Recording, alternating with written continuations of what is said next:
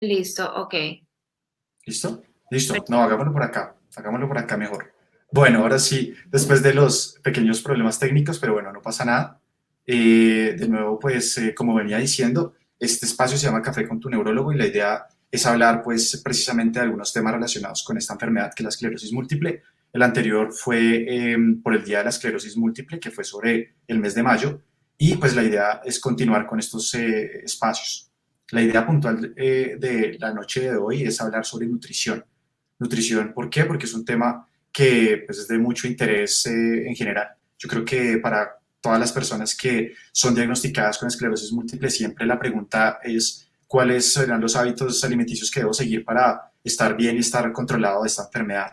Entonces, pues siendo así, decidimos invitar a la doctora Luisa, que, mejor dicho, es una dura en este tema, ella es nutricionista, además de eso tiene una amplia experiencia en todo lo que tiene que ver con el manejo de la enfermedad desmielinizante, tanto esclerosis múltiple, neuromielitis óptica, y de hecho, pues ya yo seguro que muchas personas te habrán visto por estos medios digitales en estos días de pandemia. Entonces, pues Luisa, es un honor tenerte acá y de nuevo muchísimas gracias por aceptar nuestra invitación. Bueno, muchas gracias a ti. Realmente es un honor para mí estarte acompañando esta noche. Realmente es un tema al que dedico gran parte de mi ejercicio profesional y que además me apasiona. Así que el gusto y el placer es mío. Muchas gracias por la invitación. Fantástico, Luisa. Y yo creo que no hay nada mejor cuando uno pues hace las cosas por pasión y cuando los disfruta. Y Sí, pues evidentemente tanto tú como yo disfrutamos mucho esto, entonces creo que va a ser muy agradable pues esta charla, ¿vale? perfecto. Entonces, bueno, pues digamos que sin más preámbulos, digo que varios de nuestros pacientes y de nuestros seguidores nos enviaron una serie de preguntas, tratamos como de recopilar algunas de ellas y empezar como a generar como unas preguntas que pudiesen englobar lo que las personas se han preguntado. Entonces, la idea de esta dinámica es que vamos a empezar pues hablando sobre estos temas que nos hicieron llegar por medio de los mensajes y por medio de todas las redes sociales, ¿vale? ¿Si te Perfecto. parece? Perfecto. Muy bien, muy bien.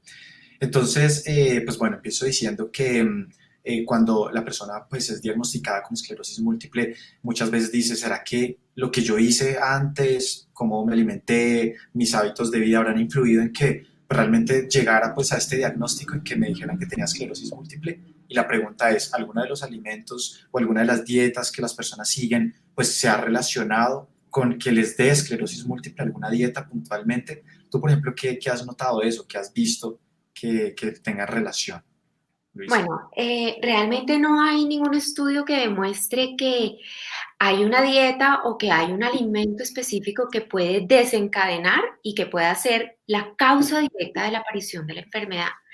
Obviamente que recibir el diagnóstico de esclerosis múltiple es un momento muy difícil y quizás yo invitaría a todos los que en algún momento se han visto o quizás a futuro se vean enfrentados a una situación como esta, que no se culpen. Y realmente no hay ningún estudio que demuestre que cierta forma de alimentación o que un alimento específico pueda favorecer la aparición de la enfermedad. Otra situación diferente es que si digamos que la dieta y una mala alimentación pues puede influir en la aparición de muchas enfermedades, no solamente de las enfermedades desmielinizantes. Sabemos que el 70% de los factores causales de la aparición de la esclerosis múltiple son factores ambientales. Indudablemente la alimentación es un factor ambiental.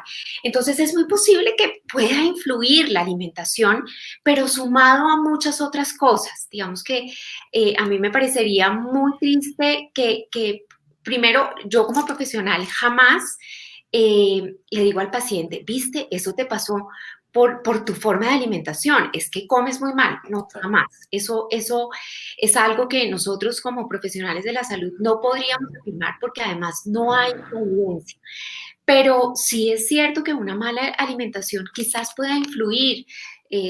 No sabemos aún en qué porcentaje, pero no es la causa y no puede ser en ningún momento un motivo de culpa para que en un momento tan difícil, además de todo el impacto y el shock que un diagnóstico como este genera en una persona, además el tema de la alimentación le genere algún tipo de culpa. Realmente no sería lo adecuado. Totalmente de acuerdo, no, súper bien. Y yo estoy 100% de acuerdo porque lastimosamente cuando uno tiene un problema en la vida siempre tiende a culpar a alguien, algo, a alguien, alguna cosa y muchas veces termina uno culpándose a sí mismo y esto si se vuelve una constante, pues toda la enfermedad se te va a volver un problema y realmente cada vez va a ser muy difícil sobrellevarla. Yo, digamos que analizando lo que estás diciendo, por ejemplo, hay dietas que tienden a ser dietas proinflamatorias. Sabemos que hay otras enfermedades, por ejemplo, la enfermedad intestinal inflamatoria, que es una enfermedad, pues digamos que inclusive se asocia a problemas de tolerancia, por ejemplo, a alimentos como el gluten, que está claramente relacionado con esas enfermedades. Otros alimentos que ayudan o favorecen enfermedades cardiovasculares, por ejemplo. Pero lo que tú dices, todo esto nos habla como de tipos de dietas. Realmente, por ejemplo, hay unas dietas que lastimosamente por estos países, que son los países, digamos que occidentales, estábamos acostumbrados, que son muchos alimentos procesados, alimentos de comidas rápidas, muchos alimentos que tienen altos contenidos de sal, altos contenidos de conservantes, y todo esto evidentemente está claro que impacta en la presencia de las enfermedades. ¿Por qué es tan difícil a veces demostrar la causalidad de un alimento, de una dieta en especial, por ejemplo, la esclerosis múltiple? Porque tendrían que devolverse, obviamente, en muchos años de mirando y analizando y tratando de comparar personas que no estuvieron expuestas a otras que sí, y eso no es fácil, por ejemplo, en términos de dieta, es muy complicado, muy, muy Sí, complicado. sí, definitivamente en el tema nutrición es muy difícil encontrar estudios que demuestren ese tipo de evidencia. O sea, si este alimento influye en la aparición de cierta enfermedad o en su progresión o en su desarrollo, porque son estudios complejísimos, ¿no? Son estudios supremamente complejos y para lograr demostrar una evidencia y además una evidencia fuerte, ¿de acuerdo? Claro. Pero, pues de todas maneras, los estudios y las investigaciones que se hacen con el tema de alimentación en enfermedad nos dan luces y nos dan eh, ciertos lineamientos o digamos que nos aportan unos datos muy importantes para que nosotros podamos diseñar los lineamientos en el manejo de estas enfermedades y quizás hacer lo más importante que se puede hacer en nutrición, que es prevención. Totalmente de acuerdo. Entonces, en primera conclusión, yo lo diría que no hay un alimento puntual, una dieta puntual que esté relacionada con una causa directa a la esclerosis múltiple. Hay tal vez algunas tendencias a pensar de que algunas dietas probablemente puedan estar relacionadas con la aparición de algunas enfermedades en general, pero realmente una dieta, un alimento que tú digas, por comer esto, por hacer esto, me dio esclerosis múltiple, probablemente no tenemos claro hasta el Definitivamente, momento. definitivamente no. Correcto.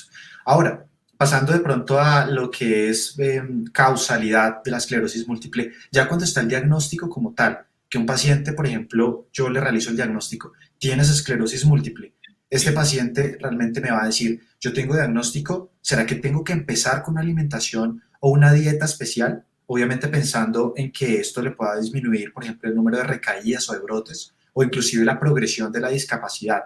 Entonces siempre está esa pregunta y es una pregunta muy general que seguro que la iremos desglosando un poquito, pero hablando de generalidades, ¿tú qué nos dirías de eso? Si el paciente, por ejemplo, a ti como nutricionista te pregunta, bueno, doctora Luisa, ¿qué puedo hacer si tengo esclerosis múltiple? ¿Qué dietas qué dieta o qué estilo de comida me recomiendas? ¿Tú qué recomendaciones le das a tus pacientes? Bueno, realmente sí. O sea, una vez aparece el diagnóstico, es importante que poco a poco vayamos acompañando al paciente o a la persona en ese proceso de aprender a llevar hábitos de vida saludables.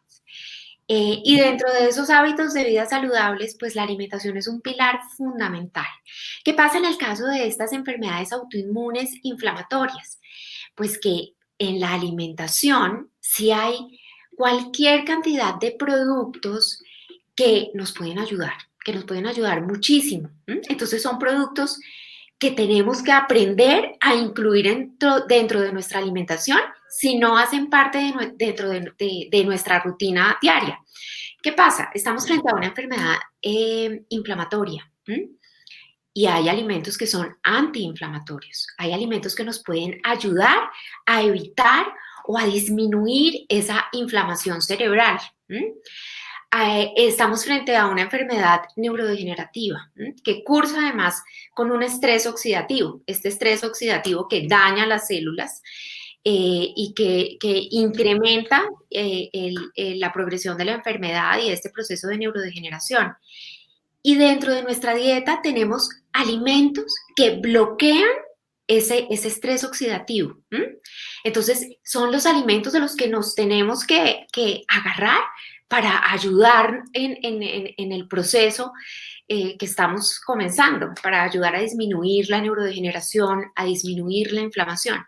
Tenemos también en la alimentación alimentos fuentes de fibra y alimentos fuentes de probióticos, que actúan dentro del organismo como inmunomoduladores, que tienen algunos efectos inmunomoduladores y que también nos pueden ayudar una cantidad. Entonces, lo primero que tenemos que hacer es una evaluación nutricional en la que nosotros revisamos con el paciente sus hábitos alimentarios y tratamos de enseñarle a cambiar su forma de alimentación, tratando de incluir estos alimentos antiinflamatorios, antioxidantes e inmunomoduladores y evitando los alimentos que son proinflamatorios, que aumentan el estrés oxidativo y los alimentos alergénicos que pueden en determinado momento estimular en forma negativa la respuesta inmunológica.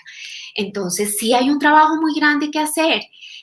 No se trata de culpar al paciente, no se trata de decirle, viste, es que comes muy mal, por eso te pasó esto. No, seguramente, pues en la aparición de la enfermedad hay muchos otros factores que quizás pesan más, pero en el curso de la enfermedad yo sí creo que la alimentación es un pilar básico y que nos puede ayudar muchísimo, incluso pues a sentirnos mejor.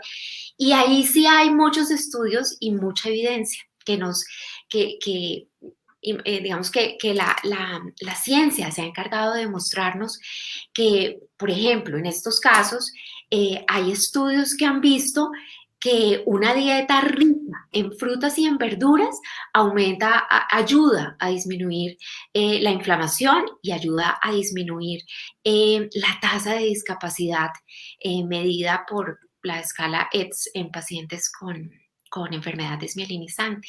Entonces, digamos que sí hay cosas de las que nos podemos aferrar en el tema alimentación para ayudarnos en todo este proceso del curso de la enfermedad. Sí, claro, no, completamente de acuerdo.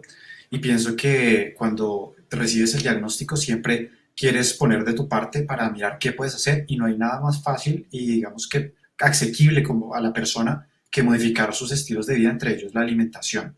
Entonces, diferente, por ejemplo, que tengas que tomar un medicamento, que tengas que, no sé, que hacer este tipo de intervenciones farmacológicas, algo que llevas en tu día a día como es la alimentación, seguro que lo vas a poder hacer, obviamente con todos estos lineamientos que nos estás comentando. Puntualmente de esto que estás mencionando, yo tengo presente un estudio de hace muy poco, es un estudio americano, donde comparan diferentes tipos, digamos que de dietas, que de hecho no es fácil estas comparaciones, pero tratan de ser muy rigurosos en metodología y precisamente estas dietas que ellos llamaron dietas, digamos que de alta calidad, high quality diet, ellos decían que estaba rica principalmente en frutas, verduras, también en nueces, granos enteros y de hecho había inclusión también de algunos tipos de pescados. Y esto lo compararon con una dieta clásica que llamaban pues ellos, que era la dieta pues que tenía dieta rica en sal, dieta rica digamos en proteínas de origen animal. Y estas cosas, pues al compararlas, parece que la tendencia, por lo menos en términos de tasa de recaída, o sea, de brotes, era mucho menor de aquellos que tenían estas dietas de alta calidad. Entonces, hablando de un alimento, no, sino de esta dieta general que tú estás mencionando, sí que hay evidencia de que hay reducción tanto en la tasa de brotes como en la tasa de discapacidad. Exactamente, como en la discapacidad de estos pacientes a mediano plazo. Entonces, claro, sí que es muy importante, fundamental.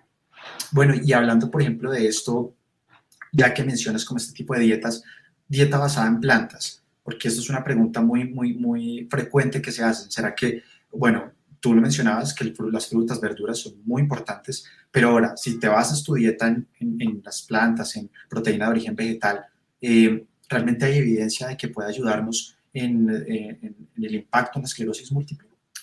Bueno, realmente hay un estudio muy interesante del 2016 que habla precisamente del tema y realmente el beneficio de la dieta basada en plantas se ha visto específicamente en la mejoría de la fatiga,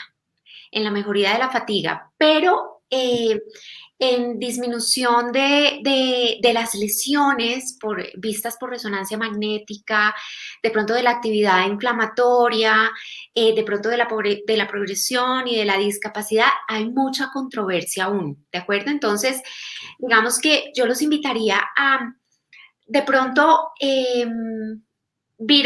voltear un poco la mirada hacia la alimentación basada en plantas, que está ganando realmente mucho terreno hoy en día. Fíjate que casualmente la semana pasada estuvimos en Congreso de Nutrición Clínica, el Congreso colombiano, que lo hicieron virtual con mucho orgullo a pesar de toda esta situación. Y es impresionante cómo la alimentación basada en plantas está demostrando efectos benéficos a todo nivel. Entonces, la nutricionista especialista en diabetes ya habla no solamente de la dieta mediterránea, sino de los beneficios de la alimentación basada en plantas para disminuir los niveles de glicemia en los pacientes diabéticos. Y la nutricionista renal decía, la evidencia muestra que realmente la alimentación basada en plantas ayuda mucho a disminuir la toxicidad de nitrogenados en pacientes renales. Y a pesar de esto, todavía no ha entrado ¿cómo te digo? En auge la alimentación basada en plantas, o sea, tanto los influenciadores como, digamos que todas las personas que están dedicadas a hablar de nutrición, incluso los profesionales de la salud que, que, que trabajan pues en todo lo que tiene que ver con nutrición, se han enfocado mucho en el ayuno terapéutico, en la dieta keto y no tanto en la alimentación basada en plantas. Entonces, yo creo que sí tenemos de pronto más que establecer una dieta tan estricta o una alimentación basada en plantas como tal. Lo que yo personalmente le recomiendo a mis pacientes es hacer días, ¿de acuerdo? Hacer días vegetarianos. Y no solamente a los pacientes con enfermedad desmielinizante, sino a toda la población. Digamos que, y es una recomendación además que viene de la Organización Mundial de la Salud, de la Asociación Americana de Nutrición Clínica, de la Asociación Europea de Nutrición Clínica. Se recomienda hacer días veganos, tratar de hacer, no establecerla como una dieta para todos los días, pero por lo menos sí empezar por hacer 2 o 3 días de alimentación basada en plantas a la semana, sin que necesariamente tengamos que volvernos veganos o vegetarianos, pero de pronto apostarle un poco más a la alimentación basada en plantas porque se han visto sus beneficios. Sin embargo, como te digo, en el caso específico de la enfermedad desmielinizante, los beneficios que se han visto en los estudios tienen más que ver con una disminución en la fatiga, con una mejoría en el índice de masa corporal y con digamos que un mayor bienestar. O sea, los pacientes de pronto refieren sentirse mejor, como con mejor energía, como menos pesados, como con una digestión más ligera, pero realmente disminución en las tasas de progresión, en las tasas de recaída, en las lesiones por resonancia magnética. Hay mucha controversia aún en el tema. Buenísimo. Fantástico. Yo quisiera complementar todo esto tan bueno que estás diciendo con un par de cosas, y es que se ha visto incluso en estudios bastante grandes que los pacientes con esclerosis múltiple tienden a tener más comorbilidades. ¿Qué quiere decir esto? Que el hecho de tener esclerosis múltiple de algún u otro modo se ha visto que se puede relacionar, por ejemplo, con enfermedad cardiovascular, con diabetes. Sabemos que la obesidad es un factor de riesgo para la esclerosis múltiple, que está claramente demostrado. Entonces, cuando sumas todos estos factores, estamos hablando de que la persona no es solo esclerosis múltiple, es una persona integral que puede tener problemas glicémicos, problemas con la parte de las grasas, problemas de hipertensión. Y cuando le sumas todo esto, a la esclerosis múltiple, está demostrado que la esclerosis múltiple va más mal, va con mayor discapacidad, hay mayor mortalidad, hay mayor tasa anualizada de recaídas. O sea, un paciente con comorbilidades va a estar, digamos que, peor. Ahora, hablando de eso, si sabemos que estas comorbilidades, hipertensión, diabetes, dislipidemia, problemas metabólicos, obesidad, se mejoran con estas dietas como de mejor calidad, con dietas que tienen mayor contenido de vegetales, con mayor contenido de proteína de origen vegetal. ¿Por qué no, digamos, que se analiza desde esa perspectiva, cierto? A pesar de, digamos, que no es que digan la dieta basada en plantas va a hacer que la esclerosis múltiple vaya mejor, pero sí que va a evitar comorbilidades, va a hacer de que realmente vamos a disminuir el impacto, por ejemplo, si es que hay alguna otra cosa asociada a la esclerosis múltiple. Entonces, esa parte me parece muy interesante. Ahora, desde el otro punto de vista, por ejemplo, hablando ya propiamente del intestino, sabemos que la dieta basada en plantas hace que el ambiente intestinal, la microbiota, sea una microbiota más estable, menos inflamatoria. Y pues ya está claramente demostrado que la microbiota intestinal, especialmente ciertos tipos de células, algunos linfocitos, especialmente los linfocitos T, hacen de que cuando hay una microbiota proinflamatoria haya mayor ruptura de esa barrera entre el intestino y la sangre. Y eso puede hacer de que haya mayor autoinmunidad en esa zona. Y ya está demostrado que la autoinmunidad en el intestino puede relacionarse con la autoinmunidad del sistema nervioso. Y de hecho hay un concepto relativamente nuevo que se llama la barrera hematointestinal, intestino cerebral. Eje intestino-cerebro, el famoso El eje eje intestino-cerebro. intestino-cerebro, claro que sí.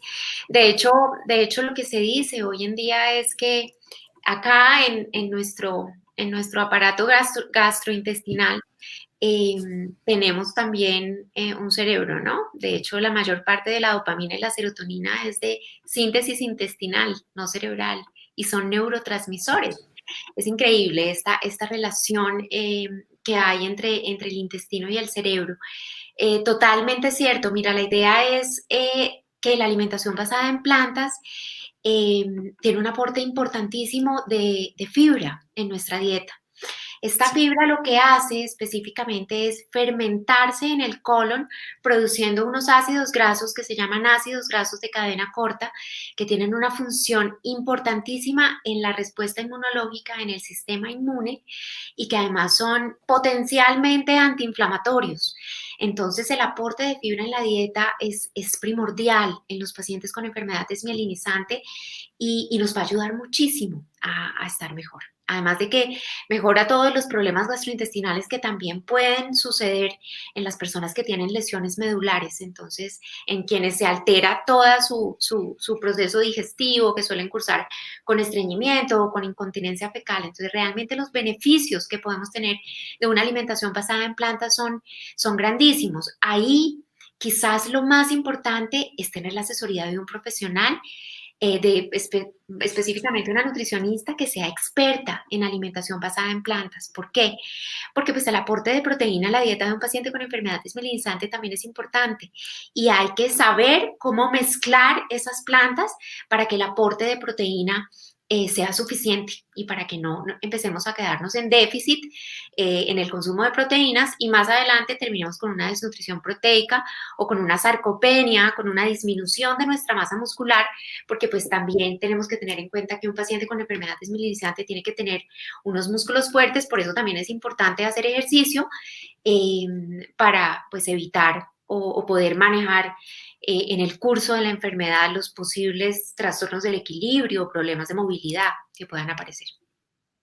Súper bien, fantástico. Y esta última parte quisiera hacer hincapié porque muchas personas queremos migrar como a estos mejores hábitos y probablemente no estamos transcurriendo el camino más adecuado. Entonces, claro, como no lo hacemos de esa manera, pues hay una frustración, uno falla en el intento porque pues va a tener o más un apetito, digamos, más frecuente o va a tener de pronto pérdida de peso, lo que tú estás mencionando. Entonces toca siempre buscar ese equilibrio siempre guiado por, digamos que los consejos de un especialista en nutrición, por ejemplo, como el caso tuyo. Entonces, pues Siempre. muchas gracias por eso. Me parece muy importante.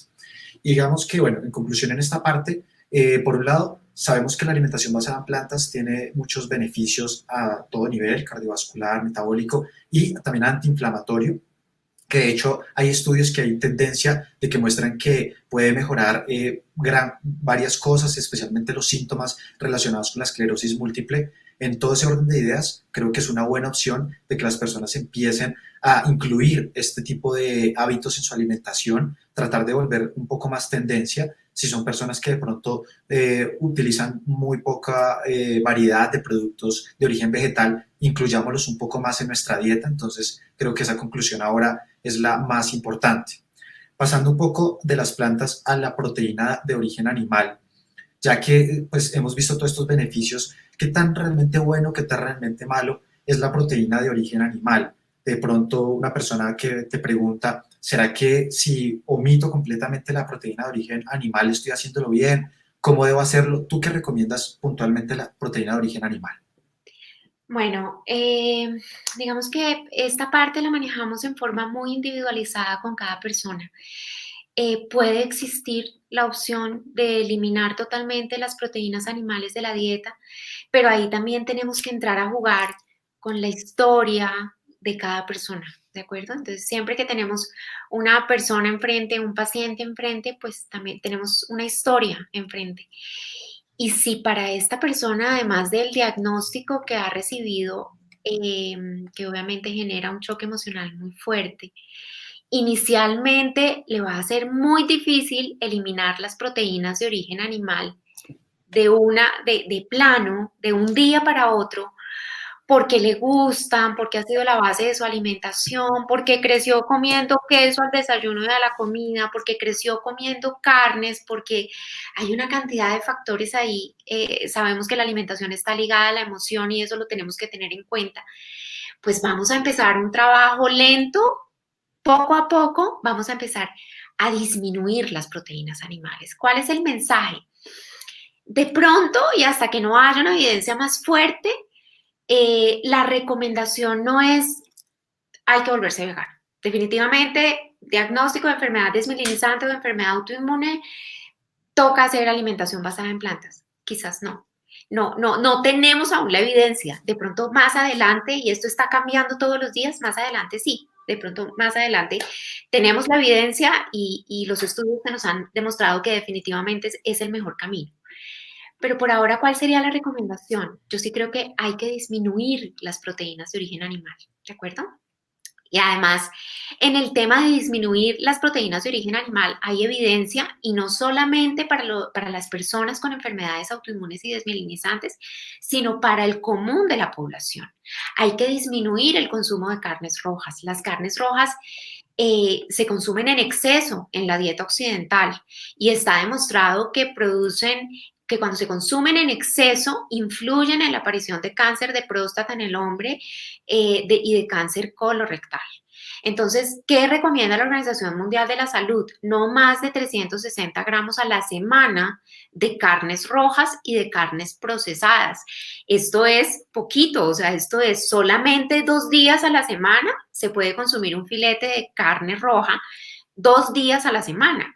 ¿Cuántas personas comen carne roja en el almuerzo todos los días? Eso es muy común en nuestra dieta, eso es muy común en la dieta occidental. Y a veces el mismo concepto de carne roja también genera confusión. Entonces la gente cree que carne roja es solamente la carne de res. Y resulta que carne roja es carne de mamífero. Cualquier mamífero entra dentro del grupo de carne roja. Esto tiene que ver con el contenido de mioglobina. Entonces, la carne de cerdo, que mucha gente piensa que es carne blanca, no, es carne roja y entra dentro de este grupo. Entonces, si yo en la semana como una vez ternera, una vez cerdo, una vez carne de res, ya son 3 veces a la semana. Y si cada filete es de 200 gramos, que es más o menos el promedio, pues ya son 600 gramos a la semana. Me estoy pasando de la recomendación de la Organización Mundial de la Salud.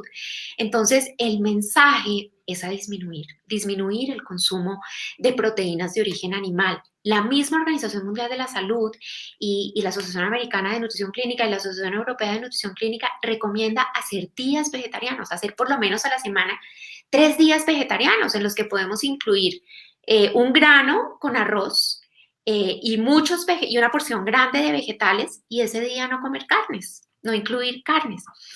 El tema de los lácteos en enfermedad desmielinizante también hay que considerarlo. Hay estudios que han mostrado que el consumo de leche entera en mujeres, especialmente en el periodo de adolescencia, aumenta el riesgo de aparición de esclerosis múltiple. Obviamente, bueno, pues son estudios que tienen algunas Sesgos.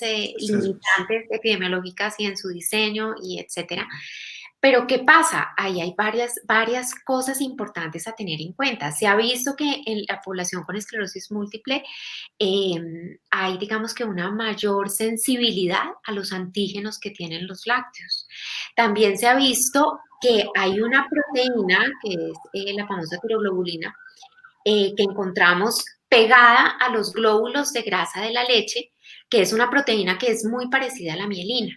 Entonces hay una teoría con respecto a esto, y es que en determinado momento esta presencia de tiroglobulina que está en la grasa de la leche pueda enloquecer en determinado momento el sistema inmunológico y generar una reacción en la que el cuerpo termina atacando la mielina cuando realmente lo que quería atacar era esa tiroglobulina, porque la identificó de pronto como una proteína o como una proteína extraña, quiso atacarla, pero como es tan parecida a la mielina, digamos que esto es una teoría, pero se ha descrito, y aunque aún hay muchos interrogantes con respecto al tema, entonces ahí lo que tenemos que mirar es, si tenemos enfermedad desmielinizante y nos gusta mucho la leche, quizás vamos a tener que escoger una leche que no tenga grasa, porque la tiroglobulina está pegada a los glóbulos de grasa, y los estudios que se han hecho han sido con leche entera, con lácteos enteros. Entonces, de pronto ahí vamos a tener que empezar a escoger qué será mejor. Entonces, yo creo que si me gustan tanto los lácteos y me tomo 3 vasos de leche entera al día, de pronto voy a tener que buscar una leche baja en grasa. Entonces, ahí es cuando empezamos a trabajarlo en forma individualizada con cada paciente, pero el mensaje sí es disminuir la proteína de origen animal. No hay que eliminarla, no tenemos que volvernos veganos hasta que no tengamos evidencia de que eso definitivamente sea lo mejor. Pues digamos que no es en este momento el lineamiento ni lo que se deba hacer, pero sí es claro que debemos disminuir el consumo de proteína animal, no solamente por enfermedad desmielinizante en la población general.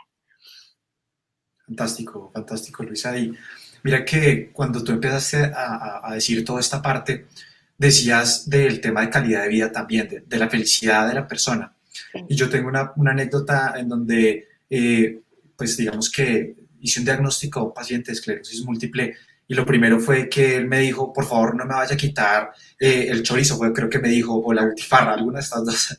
Entonces, pero literalmente yo dije, pues, o sea, ¿cómo es que hago un diagnóstico y me dicen algo así? Entonces, uno a veces piensa desde su perspectiva, o sea, ¿por qué me dice una cosa tan absurda? Pero de pronto la perspectiva de él fue que esto lo ha asociado toda su vida a una situación familiar, algo que de pronto, o sea, lo que tú estabas diciendo, todo lo que ronda delante de esto. Entonces, a mí me parece que, o sea, si tú tienes evidencia contundente, tienes que decírsela al paciente, mira, la evidencia contundente dice esto, esto, esto.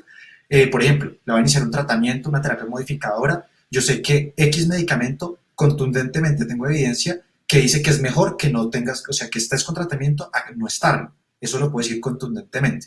Pero yo decirle a alguien, usted no puede volver a comerse su butifarra, su chorizo, porque definitivamente usted, o sea, Porque digamos eso que le uno va a tiene generar que, una crisis, y no, realmente y no, no. y el problema es lo que tú decías, o sea, imagínate que él estuviese toda la vida haciendo esto, y si de pronto la persona que le da el diagnóstico dice es que fue por comer tanta proteína de origen animal, pues va a entrar un conflicto Ahí muy, viene muy además de complicado a la todo persona. la culpa en un momento tan difícil en el que Claro, estás enfrentando una situación que definitivamente te va a cambiar la vida. Entonces es algo claro. en lo que tenemos que tener mucha precaución. ¿Qué pasa? No podemos olvidar que el alimento está ligado a la emoción también, y muchas veces ese simple hecho de sentarme a comer algo que me fascina, me genera tanto placer, me dispara la producción de endorfinas, de sustancias que generan bienestar, que eso también es salud, ¿de acuerdo? Ese bienestar que me produce ese alimento, que de pronto no está contemplado dentro de los más sanos, pero que me fascina y lo disfruto, Eso también es saludable. Entonces, pues, ¿qué pasa? Sí, digamos que está demostrado que las grasas saturadas son proinflamatorias y de pronto un chorizo, pues bueno, tiene grasas saturadas, pero eso se puede negociar. O sea, ¿cuántas veces al mes se va a comer el chorizo? Si se lo come una vez al mes cuando va a visitar a su papá y hacen el asado, porque además está ligado a ese encuentro familiar, no pasa nada. El tema es que el chorizo no puede ser todos los días al desayuno, ¿de acuerdo? Entonces, es Claro, cuestión de negociar con cada persona, de empezar a modificar los hábitos alimentarios y también de evitar tantas restricciones, ¿de acuerdo? de acuerdo. Son, sobre todo al comienzo, ¿sabes? Cuando una persona recibe un diagnóstico de enfermedad desmielinizante, pues definitivamente es un momento muy difícil y no todos los pacientes se comportan igual. Hay el paciente que frente al diagnóstico se obsesiona con el tema y dice, yo tengo que estar bien, yo voy a estar bien, yo voy a empezar a hacer ejercicio, yo voy a comer sano. Y digamos que es un paciente con el que por su misma personalidad, de pronto estas personalidades tipo A, es muy fácil de manejar. Hay pacientes que no. Hay pacientes que dicen, Dios mío, o sea, me dijeron esto, voy a tener que ponerme un medicamento, voy a tener que inyectarme 3 veces por semana, ahora voy a tener que hacer ejercicio, que Dios mío, yo no puedo con el ejercicio, pero voy a intentarlo. Y además voy a tener que cambiar de trabajo porque mi trabajo me produce estrés, y entonces ahora me dicen que tengo que estar tranquilo. Y además de eso, tengo que dejar de comer lo que me gusta. Entonces, con ese paciente lo empezamos a trabajar poco a poco, ¿de acuerdo? Entonces, bueno, vamos a empezar poco a poco. ¿No comes frutas? No, no como frutas. Entonces, bueno, vamos a hacer un listado de las que te gustan y vamos a empezar por una fruta al día y empezamos a negociar poco a poco, ¿de acuerdo? Es un proceso, pero no nos podemos olvidar que la alimentación está ligada a la emoción, que comer es un placer y poco a poco los pacientes van entendiendo también que comer sano no es sinónimo de comer feo y que ese conservar el placer por el hecho de comer también genera una sensación de bienestar y también está ligado a un mejor estado de salud. Entonces, pues realmente es un trabajo grande el que tenemos por hacer, el que tenemos por hacer y el que tenemos por delante. Fantástico, fantástico, completamente de acuerdo y creo que lo más importante es tener como esta empatía con esta persona que está delante de nosotros, que realmente tiene pues, sus gustos, sus emociones, sus disgustos, su forma de pensar y creo que lo importante es poder entender un poco realmente qué es lo que está pensando y llegar a lo que tú dices, hacer una negociación, explicarle pues con argumentos qué es lo mejor para su salud y obviamente siempre pues que la persona entienda y que lo haga porque realmente lo va a empezar a disfrutar y porque lo va hacer y volver un estilo de vida, más allá de una dieta, algo impuesto, tiene que volverse algo natural, algo que vas a hacer de manera completamente, valga la redundancia, natural. Eso yo creo que lo importante aquí como de esta parte, ¿vale? Bueno, Eh, se trata. hay una cosa que preguntan mucho y realmente es importante mencionarlo de una vez, y es que a otras enfermedades, puntualmente la enfermedad inflamatoria, por ejemplo el gluten, ha mostrado que pues es un factor de riesgo importante y que debería sacarse pues, de la dieta, eliminarse en este tipo de patologías. Puntualmente, sabiendo que el gluten tiene algún componente proinflamatorio, ¿qué recomendaciones hay o qué evidencia conoces sobre el gluten y la esclerosis múltiple? Es bueno sacarlo de la dieta, podemos también hacer esta negociación. ¿Qué opinas al respecto? Realmente no hay evidencia eh, fuerte que, digamos, en la que nosotros podamos justificar el decirle al paciente, mira, acabas de tener el diagnóstico de una enfermedad desmielinizante, debes eliminar el gluten de tu dieta. No, pero sí debemos tener en cuenta que el gluten es una proteína proinflamatoria. Yo, la primera conferencia que hice para pacientes con esclerosis múltiple, que fue hace exactamente 6 años, fue hablando de gluten. Y cuando revisé los estudios, veía que realmente como la inquietud que salió con respecto a la enfermedad desmielinizante y el gluten se vio específicamente en pacientes que tenían tanto esclerosis múltiple como enfermedad celíaca, o sea, que tenían las dos condiciones. La enfermedad celíaca, que es una intolerancia al gluten, y esclerosis múltiple también. Entonces, ¿qué se veía? Que cuando estos pacientes consumían gluten o algún producto con gluten o trazas de gluten y hacían una crisis de inflamación intestinal, se veía que algunos de esos pacientes también al consumir gluten les aparecían lesiones desmielinizantes en el cerebro al mismo tiempo. Entonces, por eso se creó pues como esta relación y esta asociación, pero en pacientes solamente con esclerosis múltiple realmente no se ha podido demostrar que el comer gluten les pueda generar una crisis o pueda incrementar o digamos que generar alguna lesión desmielinizante o generar una crisis o qué sé yo, qué sé yo. Pero ¿qué pasa? Es una proteína inflamatoria. Si nosotros pensamos, si nos sentamos a pensar, ¿cuántas veces en el día consumimos productos elaborados a base de trigo? A veces nos damos cuenta que es demasiado. Muchas veces en el interrogatorio que yo le hago a mis pacientes veo que consumen pan o productos de panadería en todos los tiempos de comida. Al desayuno, el pan, a media mañana un brownie, al almuerzo una torta de verduras que hacen con miga de pan, a las 11 otra vez un producto de panadería, una torta, un pan, y a Sanduchito. la comida un sándwich, ¿de acuerdo? Entonces consumen trigo en todos los tiempos de comida. Entonces, ¿cuál es el mensaje? Hay que disminuir el aporte de gluten en la dieta, hay que disminuirlo y hay que apostarle a otro tipo de cereales que quizás me pueden ofrecer más beneficios. Por ejemplo, si cambio la torta al almuerzo que está elaborada con harina de trigo, la cambio por quinoa. ¿M? Que además es una excelente proteína vegetal y aprendo a comer quinoa. Los colombianos no sabemos comer quinoa, no sabemos prepararla ni siquiera, entonces hay que aprender a comerla, es rica en proteína, tiene un perfil de aminoácidos buenísimo y además tiene un aporte de fibra importantísimo, entonces aprender a comer otro tipo de cereales, incluir otro tipo de productos. A veces la gente cuando uno le dice que disminuya el gluten, dicen, Dios mío, no puedo comer trigo, incluso los mismos pacientes celíacos, ¿y ahora qué voy a comer? Hay mil opciones, o sea, tenemos, digamos que nosotros que venimos de los indígenas, de los chipchas, realmente lo que comían nuestros antepasados, los chipchas, los muiscas, era maíz. ¿M? Entonces tenemos arepa de maíz, tenemos arepa de yuca, tenemos envueltos de mazorca, tenemos opciones que son deliciosas. Podemos comer, por ejemplo, un aborrajado al desayuno.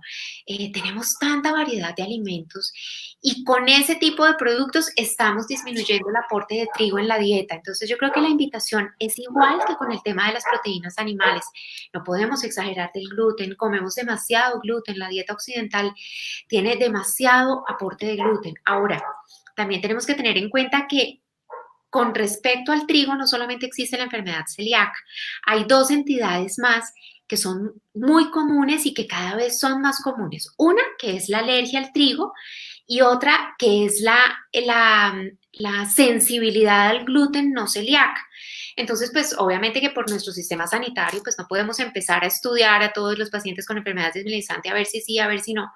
Pero de pronto a ese que demuestro que manifieste síntomas gastrointestinales, valdría la pena decirle, mira, visita a un alergólogo que te haga una prueba de alergia para de pronto estar seguros que no eres alérgico al trigo o que no.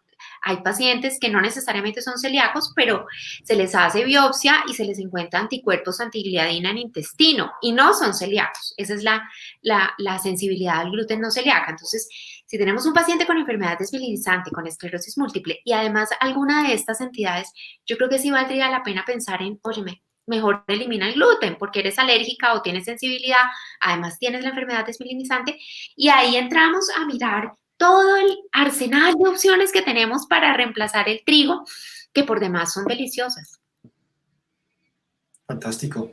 Mira que esto que dices, yo a veces me pongo a pensar, ¿será que estamos desperdiciando, desaprovechando como todo este ecosistema que nos da, por ejemplo, nuestra tierra? Porque es que es impresionante. Cuando yo estaba, por ejemplo, en Europa, o sea, literalmente no encontraba, yo creo que ni la mitad de productos, o los que encontraba que eran de estas zonas eran 10 veces más caros. O sea, nosotros tenemos una cantidad de opciones, pero es que es infinita y a veces nosotros nos centramos siempre en comer lo mismo porque es como la tradición. Y ¿sabes qué es lo peor? Que es lo que nos imponen los gringos. Yo digo los gringos, los norteamericanos. Yo siempre le digo a los pacientes, mira, estamos en el trópico, tenemos variedad de frutas y verduras y esto No, quizás es es algo que increíble. siempre les muestro en mis conferencias.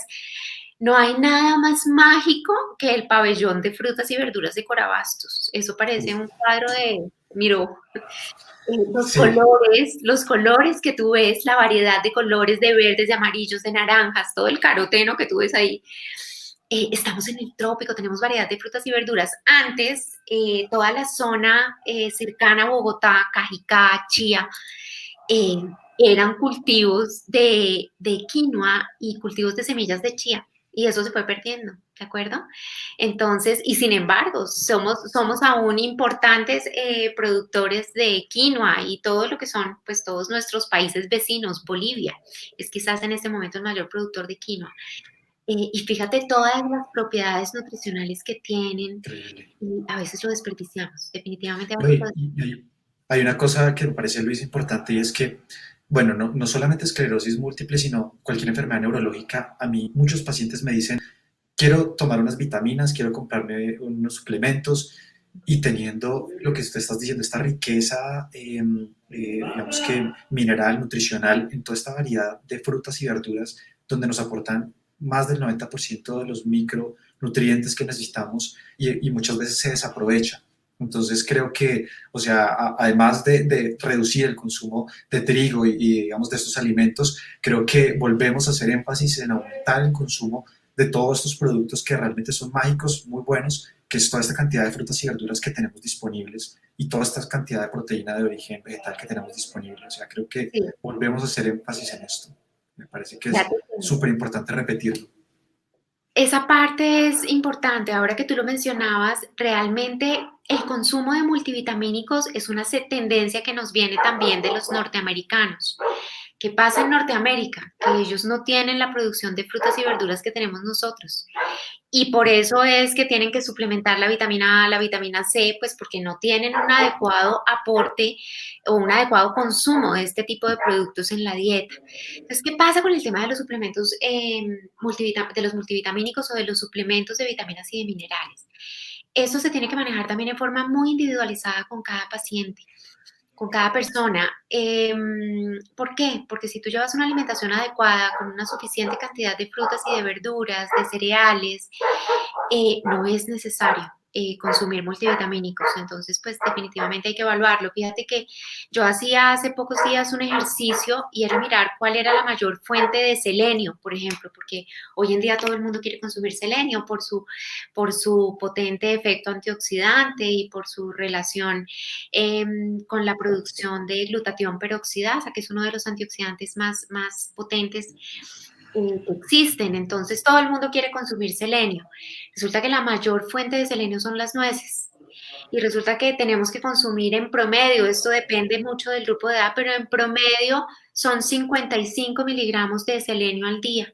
Y resulta que una nuez, una sola nuez, tiene en promedio, puede tener entre 58 y 60 miligramos de selenio. Es decir, que con 6 nueces que nos comamos en un día, cubrimos los requerimientos de selenio para una semana.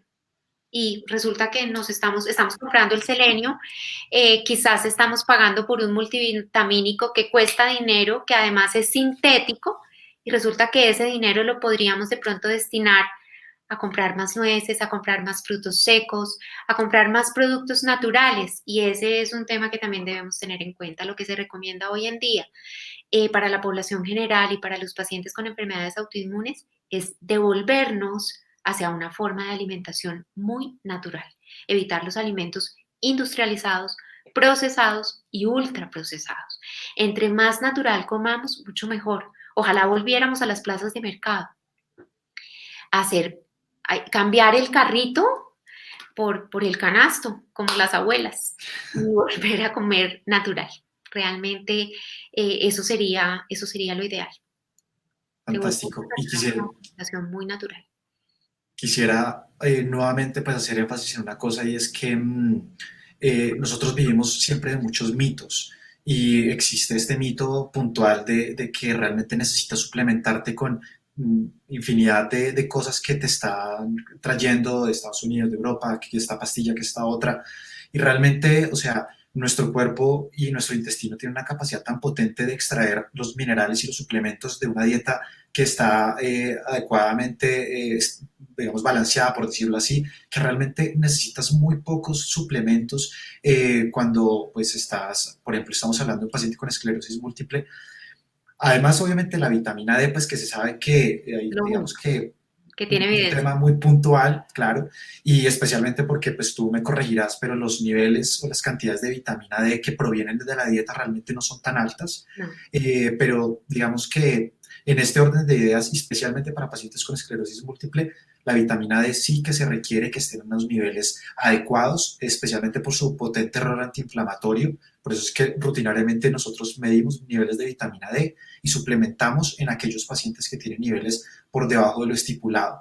Pero hablando de otros micronutrientes, por ejemplo, me llegan muchas preguntas sobre, por ejemplo, el zinc, el selenio, el magnesio, ya hablaste un poco de algunos, pero ¿qué opinas, por ejemplo, puntualmente de estos? ¿Cuáles son fuentes ricas, por ejemplo, de estos micronutrientes que tú recomendarías pues, para una dieta en un paciente con esclerosis múltiple? En el caso específico del zinc, por ejemplo, también pasa lo mismo, o sea, en promedio, bueno, no recuerdo, Dios, no me lo sé de memoria, siempre que tengo que hablar de requerimientos de vitaminas y minerales, me tengo tengo que volver a revisar la tablita de RDA porque son demasiados y además cambian por grupo de edad, pero creo que de zinc son más o menos 10 microgramos o 10 miligramos al día. Y resulta que una porción más o menos grande de chocolate negro, que además es un producto que tiene una cantidad de flavonoides, de sustancias antioxidantes. Los flavonoides son sustancias vegetales que han demostrado un fuerte poder antioxidante y antiinflamatorio, y el cacao, el café, el té tienen muchísimos flavonoides. Entonces, por ejemplo, una tableta grande de cacao negro te aporta la recomendación. El zinc está sobre todo en alimentos de origen animal, ¿no? En los pescados. Imagínate, los pescados son una fuente importantísima de zinc. Realmente hay que evaluarlo independientemente con cada paciente porque depende, o sea, si un paciente, desafortunadamente hay personas y también es respetable que te dicen, mira, no consumo frutas y verduras, lo he intentado, trato, pero no puedo. O sea, no puedo, no me pidas que coma frutas y verduras, pues toca suplementarlo, ¿de acuerdo? Si definitivamente es, obviamente primero agotamos todos los recursos, lo intentamos porque hay mil formas de consumir frutas y verduras. Las verduras, por ejemplo, para las personas que les es difícil comer ensalada, que de pronto tienen algún problema con las texturas y de pronto son problemas que vienen desde que son niños y esto es entendible, pues podemos probar con otro tipo de preparaciones. Las verduras pueden ir en crema, en forma de sopas, de purés. Bueno, hay muchas formas de consumirlas. Entonces, pues digamos que primero agotamos todos los recursos y definitivamente si no se puede, pues hay que suplementar. Perfecto. Entonces, sí, digamos que nos tenemos que ir a las fuentes naturales de todos estos nutrientes, ¿de acuerdo? El magnesio, las frutas y las verduras son una muy buena fuente de magnesio. El magnesio tiene, Dios mío, más de 100 funciones dentro del organismo. Ayuda a bajar en la función Total. muscular, la función cardíaca, ayuda a disminuir la tensión arterial. Las funciones del magnesio, Dios mío, son infinitas. Entonces, y las frutas y las verduras son buena fuente. Entonces, los frutos secos también son una muy buena fuente. Entonces, digamos que hay que evaluarlo en forma individualizada con cada persona, pero realmente si uno logra hacer una alimentación lo suficientemente variada, rica en frutas, rica en verduras, rica, rica en productos de la tierra, uno no necesitaría complementos nutricionales realmente, ni multivitamínicos. En enfermedad desmelinizante, digamos que la que ha mostrado y la que tiene alguna evidencia es definitivamente la vitamina D. La mejor fuente de vitamina D es el sol. Y las fuentes dietarias de vitamina D son mínimas. Realmente las fuentes dietarias de vitamina D casi que vienen a ser los productos lácteos enriquecidos, no porque lo tengan. Y algunos productos vegetales como los champiñones, en el sol, la cantidad de sol que los champiñones reciben cuando se están cultivando, genera una activación de vitamina D, no la D3, pero sí de vitamina D2, La D3, digamos que es la que tiene mejor biodisponibilidad dentro de nuestro organismo, es decir, la que mejor se utiliza dentro de nuestro cuerpo. Pero eso depende de muchas cosas y nuestros suelos también están tan agotados que ya no podríamos nosotros garantizar que los champiñones, que todos los champiñones sean una muy buena fuente de vitamina D. De ahí podríamos pensar en el salmón, que también tiene algo de vitamina D, pero realmente las fuentes dietarias de vitamina D son muy limitadas y no lograríamos con la alimentación cubrir los requerimientos, sobre todo en enfermedad desmielinizante, que son mayores que en la población general. Entonces, la única que tiene evidencia es la vitamina D.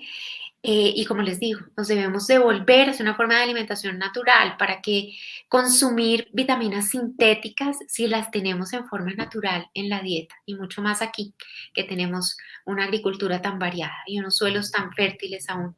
Entonces hay que aprovechar eso. Súper, súper de acuerdo. Y otra cosa que estabas diciendo, además de los suelos, el hecho de vivir acá en nuestra zona del trópico nos da una gran ventaja que no lo tienen los países del norte o del sur, y es el tema de las estaciones y el tema del sol. Pisos Porque térmicos, claro. una de las teorías que realmente se ha relacionado a la causa de la esclerosis múltiple ha sido como estas latitudes, en el sentido de que hay países, por ejemplo, en el norte de Europa, en la parte sur, digamos, del continente americano, inclusive aquí, por ejemplo, en Chile, en Argentina, sabemos que hay mayor incidencia de esclerosis múltiple, y esto realmente se debe mucho a este tema de la disponibilidad de sol en el transcurso del año. Nosotros tenemos esa también gran ventaja. Importante que tengan en cuenta que si se van a exponer al sol, tienen que buscar momentos del día en donde la exposición a estos rayos ultravioleta sean a unos rangos menores a los dañinos, porque sabemos que si nos exponemos mucho al sol, pues ya podemos tener riesgo, por ejemplo, de otras enfermedades como el cáncer de piel. Entonces, la idea es hacer una exposición al sol de manera constante, pero pues tampoco en momentos críticos donde, por ejemplo, a mediodía, sino más bien temprano en la mañana, tarde, donde la exposición al sol sea menos dañina. Entonces yo creo que todo esto es complementario y realmente muchas de estas cosas uno las puede hacer sin tanto problema, sin tanto Sí, complique, y se empiezan a volver hábitos del día a día. hábitos de Entonces, vida, total. hábitos de vida, que eso es realmente como el objetivo pues de todo esto, y es que las personas empiezan a tener hábitos que disfruten y que lo hagan de manera rutinaria y de manera natural, como les mencionaba previamente. Sí, Pues sí, es muy cierto. Es muy cierto. Quizás el hecho de que una persona se logre adherir y que logre disfrutar el tener hábitos de vida saludables es la clave de todo. Hay que intentarlo, hay que intentarlo. Yo los invito a que intenten hacer ejercicio, a que intenten cambiar sus formas de alimentación, buscar una guía que les ayude a mejorar la forma de alimentación de tal manera que logren disfrutarlo, adherirse a esa nueva forma de vida y disfrutarlo. Les aseguro que van a sentir mucho, mucho bienestar y eso va a influir muchísimo en el curso de la enfermedad y en la prevención de la aparición de nuevos brotes, de nuevas recaídas, de acumulación de la discapacidad. De eso yo estoy absolutamente convencida. Por eso los invito a que le apuesten. fantástico, no, me encanta escucharte porque creo que este tipo de comentarios son los que realmente las personas necesitan. Sí, No que les digan, usted tiene que hacer esto, suspenda esto, sino, oiga, mire realmente todas las cosas bonitas que se pueden vamos a lograr trabajarlo. modificando sus Sí, estilos de vida, claro, y sí. sin esfuerzo, o sea, sin sufrirlo, sino Sí. disfrutando el proceso realmente. Sí, de eso se trata, de eso se trata. Ya digamos que bastante se tiene con el tener que enfrentar una situación tan difícil como para que, pues además, los llenemos de prohibiciones y de restricciones. Se trata de acompañarlos en un proceso que para ellos sea amable, ¿de acuerdo? Entonces, Totalmente de sea acuerdo, amable y que súper. logren disfrutarlo y que al final logren decir, mira, me siento mejor. Entonces, pues de eso se trata, realmente de eso se trata. Buenísimo. Buenísimo, y pues bueno, realmente han aparecido varias preguntas. Obviamente con este tema del comienzo logístico, pues estamos un poquito pues ahí atrasados, Atrasado, pero sí, creo que la idea es tratar de solucionar algunas de las claro preguntas que que nos sí. han realizado la audiencia. Había mencionado lo que tú previamente dijiste de los lácteos en mujeres adolescentes que aumentaban el riesgo de esclerosis múltiple. Como Sí. tú lo dijiste, sí hay cierta evidencia, tal vez con algunos sesgos, especialmente por la metodología de los estudios, pero creo que ya nos diste o nos dislumbraste al respecto. El Nos han preguntado estudio, el estudio específicamente habla de un consumo de 3 o más vasos de leche entera en el día. Realmente la asociación se hizo con leche entera em, en mujeres adolescentes. En mujeres adolescentes. perfecto, perfecto. Bueno, la pregunta de Natalia, muchas gracias. Yo creo que lo mismo que estabas diciendo, hablar de pronto de una dieta libre de lácteos y de gluten, pues tal vez podríamos decir disminuir el consumo. Sí, O por ejemplo los lácteos, no sé tú qué opinas, por ejemplo, los lácteos de origen vegetal. Existe, pues vamos a hablar de lácteos, digamos bebidas de origen vegetal, porque bebidas lácteo realmente vegetales. es Bueno, ese bebidas concepto, vegetales. ese concepto es importante, la verdad que es una pregunta muy interesante. Natalia, yo pensaría que más que una dieta libre de lácteos y libre de gluten, en este momento la evidencia nos permite afirmar que debería ser más bien una dieta baja en lácteos y baja en gluten. Las bebidas vegetales, en este momento hay una controversia con respecto a eso y hay un movimiento a nivel industrial que está promoviendo que no se le llame leches a estas bebidas vegetales, porque lo único a lo que se le puede llamar leche es al líquido que sale de una glándula de un mamífero. Entonces, hay mucha controversia con respecto a eso. Entonces, la única bebida vegetal que reemplaza la leche de vaca por su contenido de proteína es la leche de soya. Las demás no, está demostrado. Las demás no, ni la leche de almendras, ni la leche de arroz. Entonces, ¿qué pasa? Que pierden, digamos que mucha fuerza a la hora de reemplazar la leche en su contenido de calcio y en su contenido de proteína. ¿De acuerdo? Entonces, digamos que podrían ser una opción, sí, pero no reemplazan la leche si vamos a hablar de su contenido proteico y de su contenido de calcio y de su valor nutricional. Quizás la invitación es a disminuir el consumo de lácteos y a preferir, mejor dicho, a eliminar los lácteos enteros, o sea, la leche y los quesos que tienen toda su grasa y las fracciones grasas de la leche. O sea, para un paciente con enfermedad desmielinizante no es tan adecuado consumir crema de leche, que es la fracción grasa de la leche. Porque es rica en grasas saturadas, es proinflamatoria. Entonces, más que el promover, eliminar totalmente, tenemos que disminuirlo. Tenemos que disminuir el consumo de lácteos y tenemos que disminuir el consumo de gluten. Fantástico, muy bien. Otra pregunta que nos hacen es si conoces y opinas sobre el índice inflamatorio nutricional. El índice inflamatorio nutricional. Eh, digamos que como índice inflamatorio nutricional no lo había escuchado.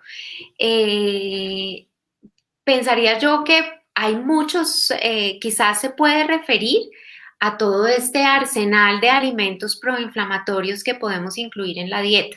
Las grasas saturadas, que son las mismas grasas animales, son altamente proinflamatorias. Las comidas rápidas, los alimentos ultraprocesados, la sal, el exceso de gluten como tal, son alimentos proinflamatorios. Hay de pronto un concepto que no sé si de pronto se pueda estar confundiendo, que es el famoso índice glicémico. El famoso índice glicémico, que es la capacidad que tienen los alimentos de incrementar los niveles de glicemia 2 horas después de haberlos consumido. Y fíjense que de pronto no lo mencionamos, pero las dietas con alimentos eh, que de bajo índice glicémico también han sido estudiadas y también han demostrado beneficios. Se consideran formas de alimentación antiinflamatorias. Si quieren que les cite un ejemplo, un alimento con un índice glicémico alto, altísimo, las hojuelas de maíz, esas que también nos vienen del norte. Las hojuelas de maíz quizás son las de mayor índice glicémico y el arroz blanco y el pan blanco. Son alimentos que tienen la capacidad de elevar los niveles de glicemia después de 2 horas de haberlo consumido de una forma muy potente. Entonces, quizás pudiera ser eso. Buenísimo. Índice inflamatorio, pienso yo que de pronto tiene que ver con medir la capacidad inflamatoria de un alimento, pero si lo pienso metodológicamente, eso debe ser muy difícil de hacer. Entonces, no sé, realmente no sé, no lo había Vale. escuchado como concepto. Sí, no, yo realmente este índice tampoco lo había escuchado, pero es importante el concepto de que una de las primeras puertas de entrada al organismo es todo el intestino, que son metros y metros de mucosa intestinal, de epitelio. Entonces, si nosotros estamos pensando que si estamos exponiendo nuestro cuerpo a agentes externos, bien sea buenos o malos, va a ser por nuestro intestino también. Entonces, si nosotros consumimos agentes proinflamatorios, pues obviamente estamos exponiendo a todo nuestro cuerpo a proinflamación. Entonces, ¿qué es lo que hemos estado, digamos que, mencionando durante todo este tiempo? Pero bueno, yo creo que es básicamente lo que nos estabas explicando. Ok. Nos hacen otra pregunta sobre el ácido lipoico. Entonces, nos dicen que hace pocos años, eh, lo aprobaron, perdón, hace pocos años en doble cantidad para la esclerosis múltiple.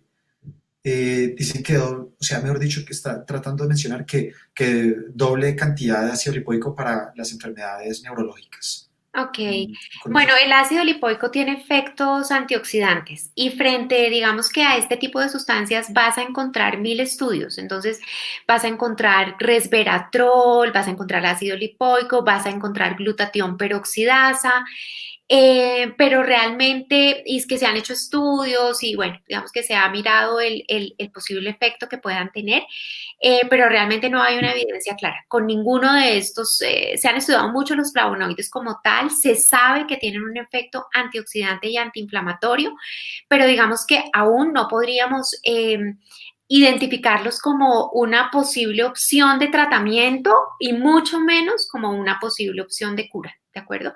Recordemos y debemos tener muy claro que lo único que nos puede ayudar farmacológicamente a disminuir, eh, digamos que a tratar la enfermedad, son las terapias modificadoras de la enfermedad y nunca un flavonoide, el ácido lipoico, el resveratrol, la pastilla de bueno, que toda esa cantidad o este arsenal de antioxidantes que encontramos hoy en día en el mercado van a reemplazar las terapias modificadoras de la enfermedad, ¿de acuerdo? Entonces, el ácido lipoico lo encontramos en los alimentos también, ¿de acuerdo? En las frutas, en las verduras. Entonces, también es importante incluirlo en la alimentación. Todos estos flavonoides los encontramos en la alimentación. Perfecto. Otra pregunta de Luisa, si me permites, se la contesto y es sobre la vitamina D, especialmente en Brasil, que la han estudiado mucho para esclerosis múltiple. Sí que hay algunos protocolos de dosis muy altas, Las realmente dosis megadosis. megadosis de vitamina D. Por ejemplo, está el protocolo Coimbra, que pues precisamente asumo que es el que Luisa nos está hablando, que realmente sí hay algunos estudios que metodológicamente pues no se comparan a estudios pues mucho más rigurosos de estos ensayos clínicos que tenemos, por ejemplo, con otras terapias. Pero entonces sucede que por su potente poder antiinflamatorio, pues ha mostrado efecto, obviamente, en disminuir la inflamación a nivel de tasa analizada de recaídas o lesiones de resonancia en algunos casos. El problema son esas megadosis, los posibles efectos secundarios que pueden tener, especialmente a nivel renal, por ejemplo, los cálculos renales, a nivel del metabolismo óseo, metabolismo del calcio, y para ello requieren unos seguimientos muy estrictos con ciertos paraclínicos de manera rutinaria, pero el problema real es que no tenemos una evidencia contundente y, como les menciono, se requiere de pronto un seguimiento muy estricto y muy riguroso, y aquí personalmente no lo hacemos, en Brasil en algunos lados, pero no hay una evidencia, por lo menos en las entidades reguladoras a nivel mundial, de que deba utilizarse esas megadosis de vitamina D. Están estipuladas las dosis que están más o menos entre 2.000 y 10.000 unidades. Más allá de eso, realmente la toxicidad puede ser muy alta. Sí. Bueno, nos preguntan sobre los batidos verdes, que pueden hacer parte de las dietas basadas en plantas, nos pregunta Humberto Rincón. Bueno, sí, son una opción, ¿de acuerdo? Son una opción, hacen parte pueden hacer parte de las dietas basadas en plantas. No hay ninguna evidencia con respecto a que los batidos verdes puedan tener algún efecto específico en la mejoría. No hay ninguna evidencia y no hay ninguna evidencia con respecto a ninguna enfermedad. Digamos que en el caso personal, yo recomiendo tratar de consumir, por ejemplo, si vamos a hacer un batido verde que tenga manzana verde, apio, espinaca y piña, yo la verdad prefiero que hagan una ensalada que tenga la manzana picada, la piña en pedacitos, el apio y la espinaca entera y no que lo licuemos, ¿de acuerdo? Ni que lo pasemos por un extractor.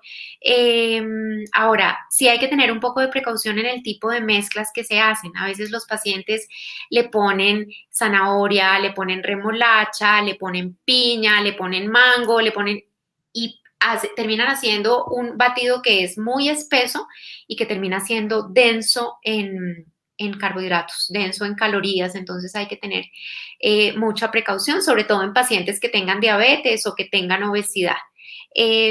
Por lo demás, pues es una muy buena opción, o sea, entre tomarse una gaseosa y un batido verde, yo apuesto por el batido verde, es una opción, ¿de acuerdo? Pero no son, digamos que mágicos, no tienen ningún efecto mágico y tampoco han sido estudiados, no tienen ninguna evidencia, pero son una opción, si nos gusta, si los disfrutamos, si nos parecen ricos, maravilloso, mucho más si lo hacemos natural, con el dulce de la fruta y no le añadimos azúcar. El azúcar es también muy proinflamatoria, ¿no? Hay que tener en cuenta, hay que evitar los excesos de azúcar. Buenísimo. Nos preguntan sobre problemas del colon. Tú mencionabas de los beneficios, y esto está bastante conocido, de la fibra, especialmente proveniente pues, de todos los granos, las plantas. Pero si hay personas que tienen problemas del colon, ¿cómo hacen para, digamos, reemplazar pues, este tipo de alimentos o cómo lo van a manejar? ¿Tú cómo lo manejas en tu consulta?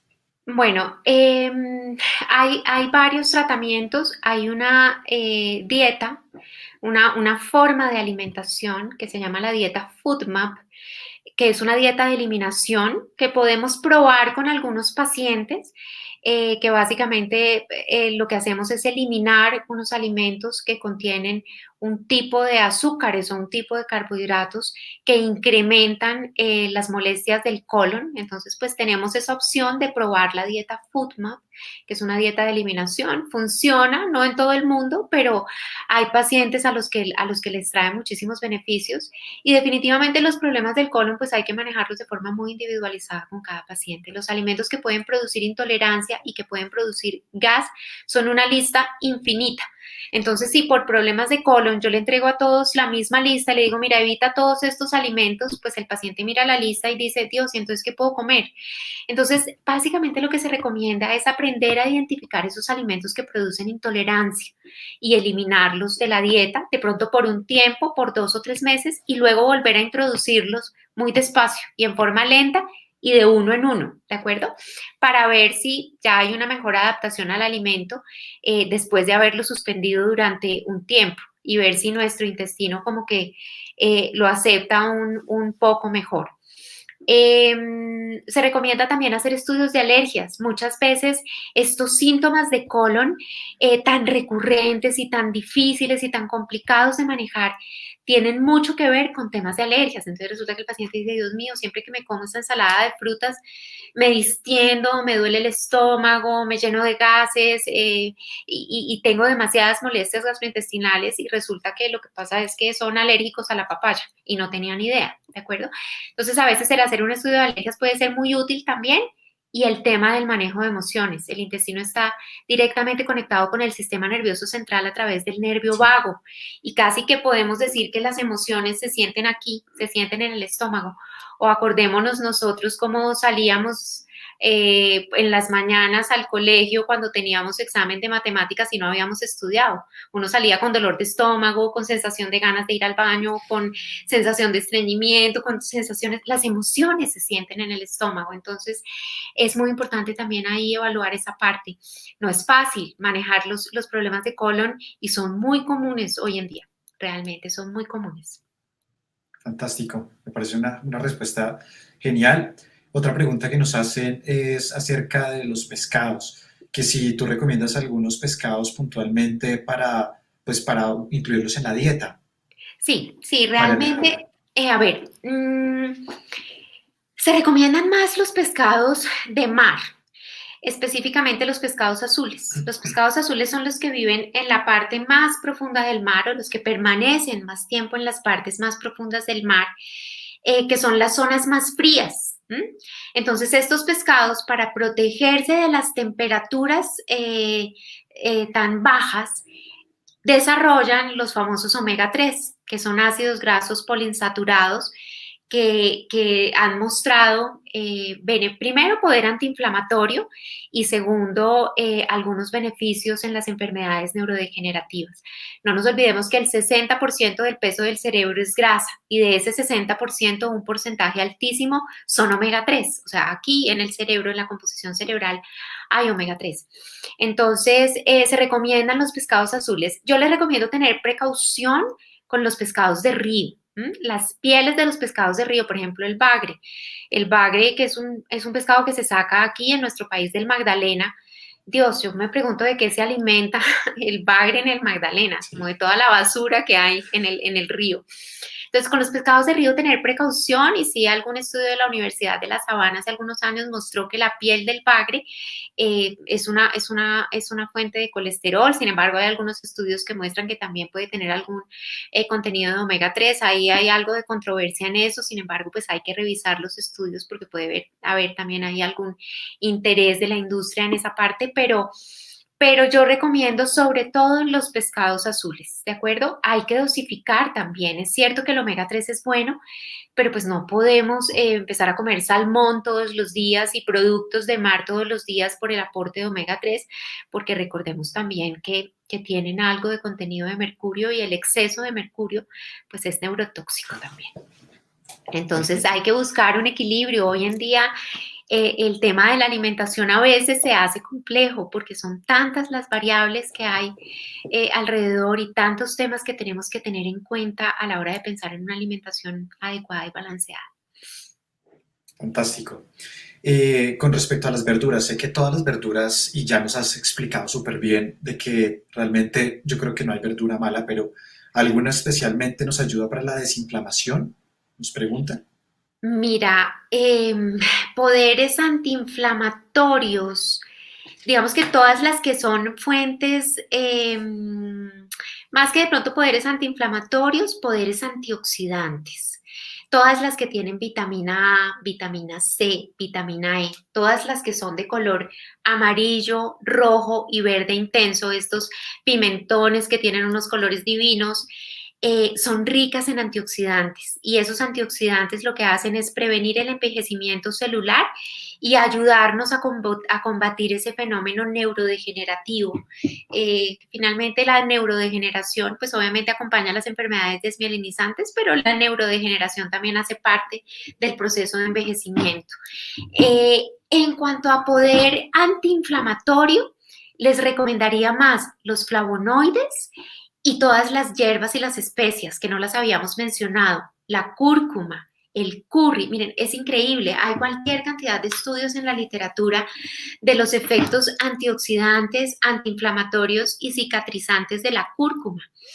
Entonces, y los flavonoides, que son sustancias, por ejemplo, como el hidroxitirosol, que es un antioxidante potente que está en el aceite de oliva, eh, de los... de las antocianinas que se encuentran en los frutos rojos, en el resveratrol, que también está en los frutos rojos.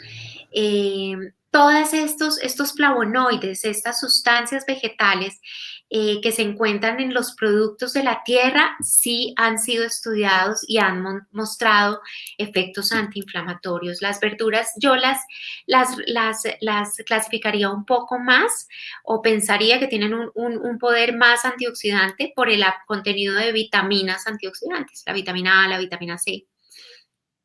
Fantástico.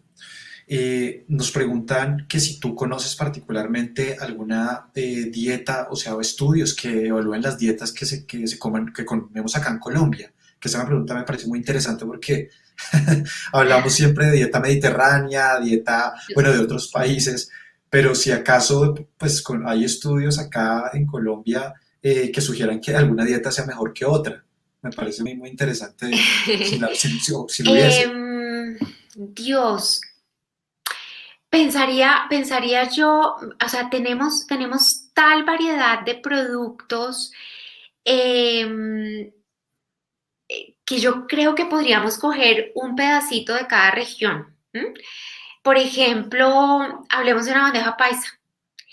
Em, si yo, digamos que hago una bandeja paisa modificada, no con toda esta cantidad de productos que tiene como la receta original, sino digamos que decido un día a la semana consumir frijoles con arroz y guacamole, por decir algo.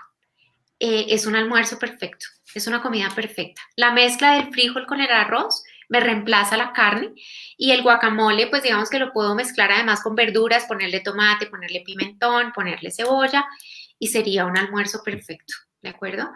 Eh, Quizás podríamos extractar un pedacito de cada región, pero la dieta del colombiano, medida por la ENSIN, por la Encuesta Nacional de la Situación Nutricional en Colombia, la última fue del año 2016, es triste. Es una dieta muy occidental, muy similar a la dieta norteamericana, rica en grasas saturadas, rica en carbohidratos, alta en azúcares, rica en gaseosas, en productos industrializados y terriblemente pobre en frutas y en verduras. El colombiano no come frutas ni verduras, pero yo creo que si extractamos como un pedacito de cada región los pescados que consumimos en la costa atlántica, lo que consumimos en Antioquia, las frutas y las verduras que se dan en el altiplano, las verduras que se dan en las frutas que se dan en el trópico, podríamos hacer una dieta perfecta. Pero digamos que el común del colombiano come muy mal. Ahora, entre las comidas criollas y la comida típica colombiana, Dios, digamos que yo pienso que no lo podemos eliminar porque hace parte de nuestra historia y de nuestra idiosincrasia. Pero pues no me puedo dedicar a comer lechona todos los días o a comer incluso un plato típico cada día. O sea, si yo el lunes como lechona, Claro. el martes tamal, el miércoles mazamorra chiquita, el jueves una bandeja paisa completa de restaurante, Dios mío, yo no me quiero imaginar en qué terminan estos niveles de glicemia, de colesterol, de triglicéridos, de ácido úrico, porque nuestros platos típicos, Dios, tendría yo que buscar muy bien. Es una pregunta muy interesante si hay alguno, Ujú. pero fíjense que si nos ponemos a pensar en los platos típicos, el sancocho, el sancocho bayuno, Dios mío, bueno, un ajiaco podría ser un producto sano si no lo acompañamos de arroz, pues porque tiene el pollo, tiene la papa, las guascas y aguacate. Y sí, digamos que podría ser un buen plato. Tendríamos que realmente hacer un análisis, pero pensaría yo que difícil, que es difícil. Nuestra comida criolla es Claro. alta en grasas saturadas y en carbohidratos. Es Yo creo que proinflamatoria. algo, sí, total. Hay algo importante, es que por lo menos nuestra audiencia ya va a tomar de estas regiones las cosas buenas, porque probablemente después de todo lo que hemos escuchado, que nos has dicho hoy, creo que vamos a cambiar muchos hábitos que tenemos. Claro, claro que sí. Ojalá. Realmente creo que pues hay muchas preguntas, o sea, realmente hay muchas preguntas más y creo que ha sido demasiado, demasiado interesante, pero pues sé que es un viernes en la noche, seguro que tanto tú como Hagamos, ¿no? muchos de nuestras audiencias este viernes que fue primero, digamos que sin cuarentena, por decirlo así, Ay, entonces pues sí. Hoy creo podríamos que salir. No lo había digamos que se puede pensado. hacer ciertas cosas, claro. Entonces, pues yo creo bueno, es el momento primero que todo de agradecerte a ti antes que nada. Realmente yo te lo digo en mi parte, he aprendido muchísimo y sé que muchos de nuestros participantes están llevándose una información valiosísima para en general su estilo de vida, más allá de su enfermedad en sí. Te lo agradecemos y seguro que va a haber otra sesión como esta porque hay muchas preguntas, muchas Claro que preguntas sí, claro y que sí. nos comprometemos a sacar un espacio adicional para seguir aprovechando todo tu conocimiento, Claro, realmente claro que sí. Para eso fantástico. estamos. Si bien sabes lo importante que es para mí, es muy valioso. Creo que la que más enriquece soy Fantástico. yo y la que más aprende soy yo de todos ustedes. No se imaginan lo que me han enriquecido a lo largo de mi trayectoria profesional, los pacientes con enfermedad desmielinizante. Cada paciente es una historia y la verdad que toda mi admiración. Muchas gracias por Fantástico. la invitación. Y de paso aprovecho para hacer pues, una pequeña publicidad y es que no te pude presentar como se debe a ti al inicio.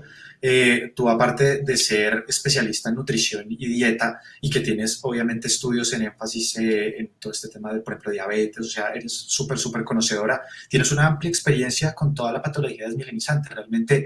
neurólogos acá que, pues digamos que de mucho tiempo que han trabajado en enfermedades mielinizantes se han apoyado en ti y ahorita pues realmente yo soy uno de ellos, entonces pues realmente, o sea, digamos que si alguien quisiera contactarte, ¿cómo podrían hacerlo? Pues porque probablemente de pronto alguien quisiera más información sobre tu conocimiento, ¿cómo podrían hacerlo? Bueno, quizás te puedo mandar mi página de Instagram, ahí me pueden, digamos que me pueden escribir. No tengo una página específica como nutricionista, es una cuenta personal. Estoy en el proceso de abrir una como nutricionista, podría ser. Pues yo trabajo específicamente en Chía, en el edificio Agua Clara, ahí en el tercer piso. Tengo la posibilidad pues de ver pacientes específicamente de Keralty, pero ahí también pueden acceder a una consulta particular que además tiene un valor muy cómodo, un precio muy, muy asequible, cosa que me encanta porque yo creo que también tenemos que pensar en algo de labor social, entonces esa parte me gusta. Fantástico. Y si no, pues mi correo electrónico, el que quiera me puede escribir a mi correo electrónico, que es lfbecerra@keralty.co. Keralty con K y con Y.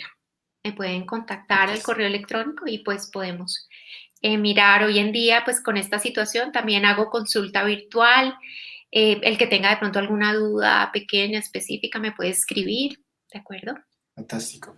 Esto es importante porque lo que estamos haciendo este espacio es para tratar temas muy generales, pero inclusive hay algunas preguntas muy específicas en la audiencia y siempre es bueno estas preguntas específicas tratarlos con su médico tratante, su neurólogo, su nutricionista, porque siempre estas decisiones, digamos, siempre van a ser muy individualizadas. Entonces es importante que lo tengan en cuenta. Recuerden que pues íbamos a hacer una transmisión también por nuestro Instagram que es escleros raya el piso HUN con también el Instagram de Luisa. Entonces, pues las personas que nos siguen en Instagram, ahí la pueden encontrar. Las personas que nos quieran seguir, aparecemos como escleros, raya al piso, HUN. De igual manera, vamos a continuar haciendo este tipo de encuentros y realmente agradezco mucho el día de hoy, pues tu presencia aquí, de nuevo, fantástica tu intervención, aprendimos todos un montón y seguro que estaremos trabajando de la mano en pro de toda esta comunidad de pacientes. Entonces, Luisa, te Claro mando que un sí. fortísimo abrazo, Lo mismo para ti. Muchas gracias por la invitación. ¿vale? Y a todos los que nos acompañaron, una excelente noche y muchas bendiciones. Estamos en contacto. Igualmente. Feliz noche. Feliz noche. Chao.